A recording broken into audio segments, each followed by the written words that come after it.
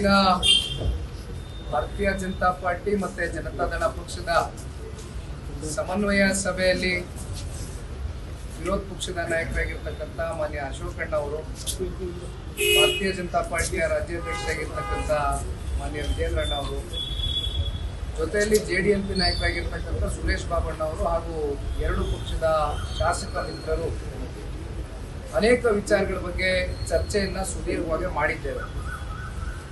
1 ಗಂಟೆಗೂ ಹೆಚ್ಚು ಹಲವಾರು ವಿಚಾರಗಳು ಈ ರಾಜ್ಯ ಸರ್ಕಾರ ಕಳೆದ 2 ವರ್ಷದಲ್ಲಿ ಹಂತವಾಗಿ ಭ್ರಷ್ಟಾಚಾರ, ದುರಾಡಳಿತ, ವೈಫಲ್ಯತೆಗಳು ಎಲ್ಲವೂ ಕೂಡ ಮುಂದಿಟ್ಟು ನಾಳೆಯ ದಿನ ಪ್ರಾರಂಭ ಆಗ್ತಾ ಇರ್ತಕ್ಕಂಥ 8-9 ದಿನಗಳ ಕಾಲ ನಡೀತಾ ಇರ್ತಕ್ಕಂಥ ಈ ಒಂದು ಅಧಿವೇಶನದಲ್ಲಿ ಯಾವ ವಿಚಾರವನ್ನ ವಿಧಾನ ಮಂಡಲದಲ್ಲಿ ಪ್ರಸ್ತಾವನೆಯನ್ನ ಇಡಬೇಕು ಅಂತಕ್ಕಂಥದ್ರ ಬಗ್ಗೆ ಈಗಾಗಲೇ ಸ್ಪಷ್ಟವಾಗಿ ಕೆಲವೊಂದಷ್ಟು ತೀರ್ಮಾನಗಳು, ನಿರ್ಧಾರಗಳು, ಜೊತೆಯಲ್ಲಿ ಹಲವಾರು ಸಲಹೆ ಸೂಚನೆಗಳನ್ನ ಪಡ್ಕೊಂಡಿದ್ದಾರೆ.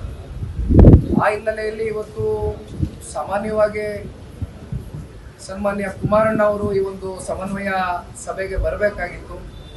ಆದರೆ ನವದೆಹಲಿಯಲ್ಲಿ ಪಾರ್ಲಿಮೆಂಟ್ ಸೆಷನ್ ಏನು ನಡೀತಾ ಇದೆ, ಆ ಹಿನ್ನೆಲೆಯಲ್ಲಿ ಅವರ ಒಂದು ಅನುಪಸ್ಥಿತಿಯಲ್ಲಿ ಮಾನ್ಯ ಅಶೋಕಣ್ಣ ಅವರು ಒಂದು ವಾರದ ಹಿಂದೆನೇ ಫೋನ್ ಮಾಡಿ ಈ ರೀತಿ ಎಲ್ಲ ನಮ್ಮ ಪಕ್ಷದ ಶಾಸಕ ಮಿತ್ರರು, JDLP ನಾಯಕರಾಗಿರ್ತಕ್ಕಂಥ ಬಾಬಣ್ಣ ಅವರು ನಾವೆಲ್ಲ ಒಟ್ಟಾಗಿ ಸೇರಿ ಇವತ್ತಿನ ದಿನ ನಿಗದಿ ಮಾಡಿದ್ದೇವೆ, ಬಂದು ಕೂತ್ಕೊಂಡು ಒಂದಷ್ಟು ಚರ್ಚೆಗಳನ್ನ ಮಾಡಿ ಇವತ್ತು ರಾಜ್ಯ ಸರ್ಕಾರ ಜನವಿರೋಧಿ, ರೈತ ವಿರೋಧಿ, ಅದರಲ್ಲೂ ಪರಿಶಿಷ್ಟ ಜಾತಿ, ಪರಿಶಿಷ್ಟ ಪಂಗಡಕ್ಕೆ ಪ್ರತಿ ವರ್ಷ ಈಗ SCP, TSP ಇವೆಲ್ಲ ವಿಚಾರದ ಬಗ್ಗೆ ಸಂಪೂರ್ಣವಾಗಿ ವಿಧಾನ ಮಂಡಲದಲ್ಲಿ ಚರ್ಚೆ ಮಾಡ್ತಕ್ಕಂಥದಕ್ಕೆ ಒಂದು ಅವಕಾಶ ಏನಿದೆ, ಇವೆಲ್ಲವನ್ನ ಪರಿಗಣನೆಗೆ ತಗೊಂಡು ಎರಡು ಪಕ್ಷದ ನಾಯಕರು ಸಾಕಷ್ಟು ಚರ್ಚೆಯನ್ನ ಮಾಡಿದ್ದಾರೆ. ಬಹುಶಃ ನಾಳೆಯಿಂದ ಶುರುವಾಗ್ತಾ ಇರ್ತಕ್ಕಂಥ ಅಧಿವೇಶನದಲ್ಲಿ ಸರ್ಕಾರಕ್ಕೆ ಹಲವಾರು ಪ್ರಶ್ನೆಗಳನ್ನ ಇಡುವ ಮೂಲಕ ಸರ್ಕಾರಕ್ಕೆ ಒಂದು ಇಕ್ಕಟ್ಟಿನ ಪರಿಸ್ಥಿತಿಯನ್ನ ಸೃಷ್ಟಿ ಮಾಡತಕ್ಕಂಥದಕ್ಕೆ ಎರಡು ಪಕ್ಷದ ನಾಯಕರು ಈಗಾಗಲೇ ಸಜ್ಜಾಗಿದ್ದಾರೆ.